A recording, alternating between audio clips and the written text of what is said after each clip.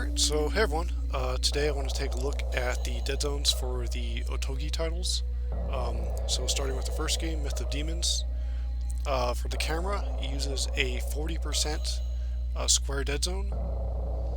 40% is a massive dead zone size, and for an axial dead zone like this, this restricts diagonal movement around the axes, and for something this large, quite a bit of it. It actually seems like most of your stick is only outputting 4 directions because of this. You can see that I can make very obvious bobbing motions and point in various obvious directions, and the camera is moving perfectly horizontally. It isn't until I break out of this axial region where you start seeing diagonal movement occur. And of course, this happens vertically as well.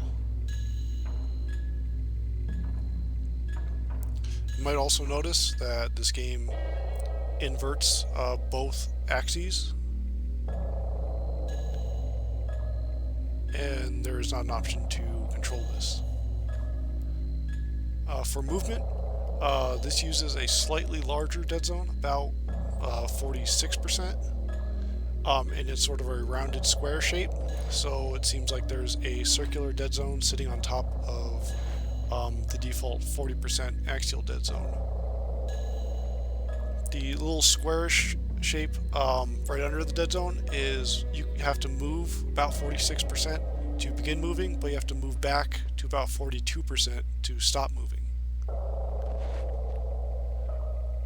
Now, what's sort of interesting is when you're in between those ranges, so I'll move left here and then pull back a bit, you continue moving in that direction.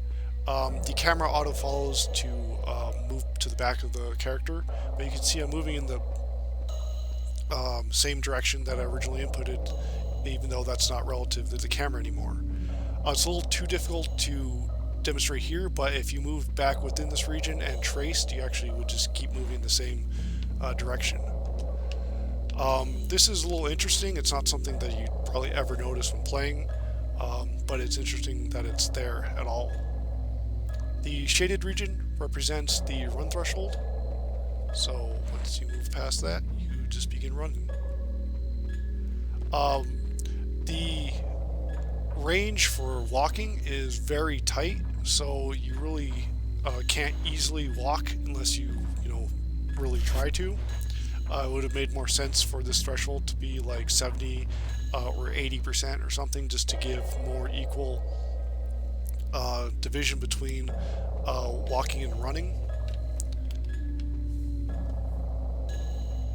Of course, like the camera, this has the same axial dead zone, so the same restricted angles apply here as well. You can see I'm making these bobbing motions and moving in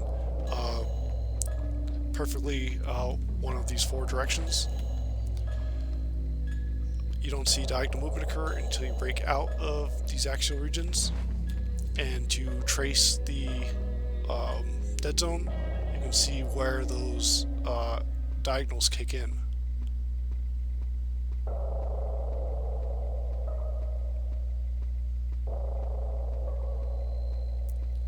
So you don't lose these angles, but they are offset because of the axial dead zone. But while you're playing, it does feel, it is heavily restricted, so you can't blame people for thinking that there's only really 8 directions to work with. This is a criticism that has been applied a lot to Dark Souls 2. That didn't use as large dead zones, but it did use about 36% axial dead zones, so there is still quite a bit of restricted diagonal movement in that game, and so these kind of issues apply here, just to a slightly less degree. The last thing I want to show for this first game is the lock-on. So while locked on, of course the camera tracks the target. Movement is identical to what it is, so there's the same restricted diagonals, the same dead zone in whatever reset range, as well as the walk and run threshold. While you can notice here that the camera follows the target, but only horizontally. So you can lose them if they're too high vertically, one way or the other. And when dashing, you dash just in the direction horizontally that you're inputting. I bring this up because this is different for 2, so this is just going to be the comparison for that.